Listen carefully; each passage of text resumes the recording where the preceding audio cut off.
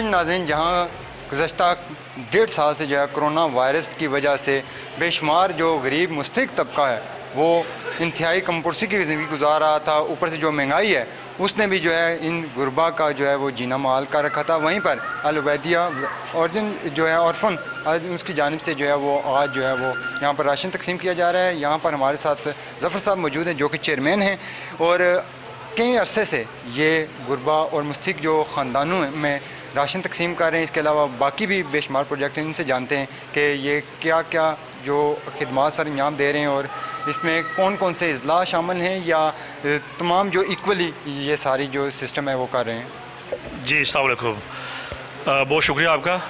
अल्हम्दुलिल्लाह हम ये तकरीबन लास्ट 10-12 साल से कर रहे हैं, मगर इस सतह पे जो है वो अभी 2 साल से जब से कोरोना का शुरू हुआ मसला तब से हम ये जो है रेगुलर बेसिस पे कर रहे हैं। और ये हर महीने को हम यहाँ पे तकरीबन 100 से लेकर 200 लोगों का जो है फैमिली का हम राशन जो है वो दे रहे एक इंतहाई अच्छे तरीके से। जिसमें सोहेल साहब है, बाकी इनके साथी है, पूरी टीम है, नजमा है, बाजी गजाला है, ये सारे मिल के इस चीज़ में काम कर रहे हैं। और ये जो लोग आपने ज़िले का कहा, ये सारे ज़िलों से लोग यहाँ पर मौजूद है, कोटली से भी है, स्वानी से, पिंबर से और लोकल मीरपुर और गिरदनवा से। इसके अलावा हम सिर्फ मुसलमानों के लिए नहीं कर रहे बल्कि क्रिश्चियन कम्युनिटी के लिए भी कर रहे हैं। अभी भी हमारे पास इस वक्त यहाँ पे 15 क्रिश्चियन फैमिलीज जो है वो खड़ी हैं जिनको हमने ये इस चीज़ में शामिल किया और हम हमेशा उनके साथ बाकी जो उनको त्यौहार होते हैं उस पर भी ताउन करते हैं। इसमें रजिस्ट्रेशन का क्या अमल है, किस तरह होती है रजिस्ट्रेशन? ये इसका अमल आपको सोहेल साहब बताएंगे। ये सारा जिम्मा जो है इनका है, ये सारी जितनी भी है ये छानबीन अपनी करते हैं, उसके मुताबिक ये डिटेल लेते, फिर सारा इनको डेटा इनका स्टोर करते और उसके बाद ये उनको जो है वो एक टोकन इशू करते और उस टोकन के बेस पे यहाँ पे किसी की कोई फेवर नहीं की जाती, ना किसी की रिश्तेदारी देखी जाती है, ना कोई फेवर की जाती है, सबको मेरिट के बेसिस पे और जो लोग इसके हकदार हैं उनको। बल्कि हम राशन के अलावा सबसे पहले इनको खाना खिलाते हैं जो ये लोग इंतज़ार करते हैं, उसके बाद फिर इनको राशन देते हैं। बाकी ये सोहेल साहब को बताएं। सोहेल भाई ये बताएं कि आप अभी जो यहाँ पर तकसीम हो रहा है सारा सिस्टम, तो इसमें कोई किस तरह सारा मैनेज करते हैं या जो नाम वगैरह हैं किस तरह लोग, कोई मुस्तहिक फैमिली है तो वो किस आपके साथ रब्ता करे? बिस्मिल्लाहिर्रहमानिर्रहीम। हमारा चूँकि जो सिलेक्शन क्राइटेरिया है वो सबसे पहले हमारी कोशिश है कि जो बेवा ख़वातीन वीडोज़ हैं ना, जिनके बच्चे 14 साल से कम उम्र के हैं, या दूसरे अल्फाज में हम ये कह सकते हैं कि जिनके कमाने का कोई ज़रिया नहीं है, उनकी आमदनी का कोई ज़राए नहीं है, तो पहली प्रायोरिटी पे हम उनको शामिल करते हैं। और दूसरी प्रायोरिटी है हमारी कि जिन फैमिलीज़ के सरबरान या मर्द माजूर हैं, कमा नहीं सकते, कोई रोज़गार उनके पास नहीं है, तो वो फिर दूसरी सेकंड प्रायोरिटी हमारी है कि हम उसको शामिल करते हैं।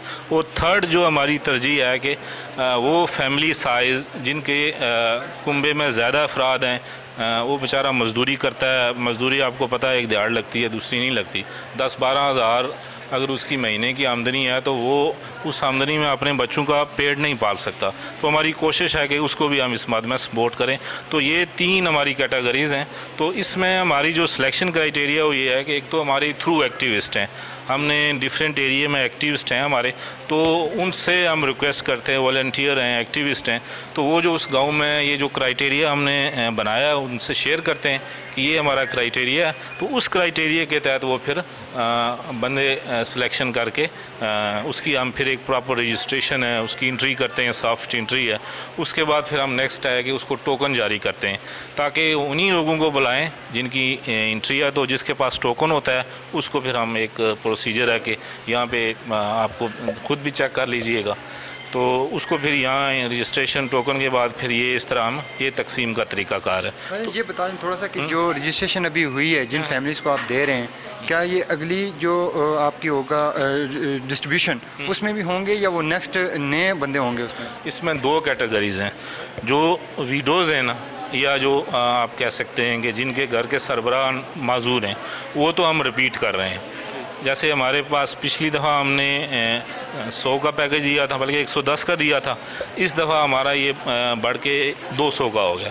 तो इसमें हमारे पास 60 लोग जो रिपीट हैं, जिनको पिछली बार भी दिया इस दफ़ा भी दे रहे हैं। अब हमारी कोशिश है कि ये इसको हम 1000 तक ले जाएं। इस सिलसिले में आप लोगों को मीडिया का भी ताउन होगा, जहाँ तक हमारी ये पैगाम जा रहा है, तो सब लोगों से हम रिक्वेस्ट भी करेंगे, चूँकि ये हमने सिलसिला शुरू किया है, तो इसका जो हमारा टारगेट है वो 1000 फैमिली तक हमने इस प्लेटफार्म से लोगों को सपोर्ट करना करना है। तो ये अभी 200 तक हम इंशाल्लाह ये हम पहुंच गए, तो उम्मीद है कि हम 5-6 महीने के अंदर ये हमारा जो टारगेट है 1000 फैमिली तक, ताकि ये गिरदो नवा में जो भी कोई इस सिचुएशन में ज़िंदगी गुजार रहा है कि जिसके पास अपने बच्चों को खिलाने के लिए पैसे नहीं हैं या उनके पास कोई खुराक नहीं है, तो हम उनके घरों तक पहुंचा सकें। बिल्कुल जी नाज़रीन, आल उबैदिया ऑर्फन एज की जानिब से जो है आपने जैसा कि कुछ रोज़ कबल भी 100 से ज़ायद घरानों में राशन तकसीम किया गया, और आज दोबारा जो है वो यहाँ पर एक क्राइटेरिया जो इन्होंने बताया कि रजिस्ट्रेशन का अमल भी है, लेकिन उसमें कुछ फैमिलीज़ ऐसी भी हैं जिन्हें रिपीटली, जिनके कमाने वाला कोई नहीं है या माजूर फैमिलीज़ हैं या बेवा ख़वातीन है, जो उनमें दोबारा रजिस्ट्रेशन की उनको ज़रूरत नहीं पड़ती, बल्कि उनको उसी रजिस्ट्रेशन में दोबारा जो है वो जब भी राशन या कोई भी इस तरह का इवेंट होता है तो उनको मदऊ किया जाता है।